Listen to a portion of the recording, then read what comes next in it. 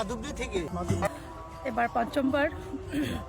তবে এই দণ্ডপথ পরিক্রমার মতন শক্তি আসলে আমাদের নেই। গুরু কৃষ্ণের কৃপায়, বড় প্রভুর কৃপায়, সচিমার দয়ায় আমরা হয়তো সবাইকে কোনো রকমের এখানে পেয়েছি। এই দণ্ডপথ বৃন্দাবনে হয় আর এখানে হয়। এই দণ্ডপথ অনেক মহিমান্বিত। মহাপ্রভু এই দিনে নিজের মাকে তিনি স্তুতি করে মাকে দণ্ডপথ পালন করেছেন। আর এই দিনে অদ্বৈত আচার্য শুভ আবির্ভাব তিথি, তিনি ধরাধামে আসেন। এই দিনে যার হুঙ্কারে মহাপ্রভু এই ধরাধামে আসেন। আর এই দিনে আমাদের গুরু মহারাজ শ্রী জয়পাল স্বামী গুরু মহারাজ এই ধামে পদার্পণ করেন। আজকে মহান তিথি, শুভ লগ্নে আমরা এখানে গুরুকৃষ্ণের কৃপায় এখানে সকলেই দণ্ডপথে এসেছি। এটা আমাদের সৌভাগ্যের বিষয়। তো আপনারা সকলে কৃপা করবেন যাতে আমরা দণ্ডপথ সম্পন্ন করতে পারি। সাধুদের, বৈষ্ণবদের কৃপাতে এবং আচার্যবৃন্দের যে চৈতন্য চৈতামিত করছে, এটাতে পাওয়া যায়। সেই চৈতন্য মহাপ্রভু কৃষ্ণ কবিরাজ বলছেন যে আই স্থানে বৌদ্ধ, সচিমার নাম হচ্ছে, আরেক নাম হচ্ছে আই স্থানে বৌদ্ধ আমি সনদামোদর, আইরে দেখিতে আছি আমি নিরন্তর। শ্রী চৈতন্য মহাপ্রভু যে আই মাকে দেখার জন্য আমি নিরন্তর আছি সচিমাতার থেকে। এই যে সচিমার নাম হচ্ছে, আরেক নাম হচ্ছে আই।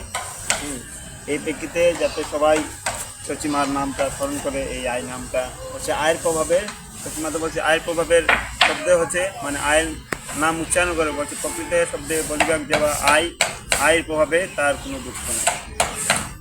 এই জন্য যাতে সবাই সচিমাকে স্মরণ করে আর মার নাম উচ্চারণ করতে পারে। হরি বল। হরে কৃষ্ণ। জয় শ্রীকৃষ্ণ চৈতন্য প্রভু নিত্যানন্দ শ্রী অদ্বৈত গদাধর শিবসাদী ভক্তবৃন্দ।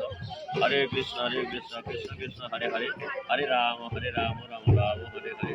হরে কৃষ্ণ। সচিমাতা স্মৃতিতীর্থ ধামের পক্ষ থেকে সবাইকে সচিমাতার হরে কৃষ্ণ শুভেচ্ছা। তো আজকে দণ্ডবোধ পরিক্রমা উৎসব উদযাপন হলো। দণ্ডবোধ উৎসব হচ্ছে ভগবানের প্রতি পূর্ণ শরণাগতি লাভ করার একটা মহৎ পন্থা। পরিবেশ ভগবান শ্রীকৃষ্ণ শ্রীমদ্ ভগবদ গীতার অষ্টাদশ অধ্যায়ের 65 নং শ্লোকে বলছেন, মনমনা ভব মদ ভক্ত মজ্জাজিমাম নমস্কুরু মামে বৈশেষী চৈতন্যে প্রতি জানে প্রিয়সী মে। যে হে অর্জুন, তুমি আমার চিন্তা করো, আমার ভাবনা করো, আমার পূজা করো, আমাকে নমস্কার করো। আমি সত্যি প্রতিজ্ঞা করছি তুমি আমার কাছে ফিরে আসবে, যেহেতু তুমি আমার অত্যন্ত প্রিয়। এই জন্য এই যে দণ্ডবোধ পরিক্রমা, এই দণ্ডবোধ পরিক্রমার মাধ্যমে ভগবানের কাছে আমরা পূর্ণভাবে শরণাগতি লাভ করতে পারি, কায় মন ভাগ্য দিয়ে। এই পরিক্রমাটা হয় বৃন্দাবনে, গিরিরাজ গোবর্ধনে। আজকে আমরা সচিমাতা স্মৃতিতীর্থ ধামে সেই সৌভাগ্য লাভ করতে পারলাম।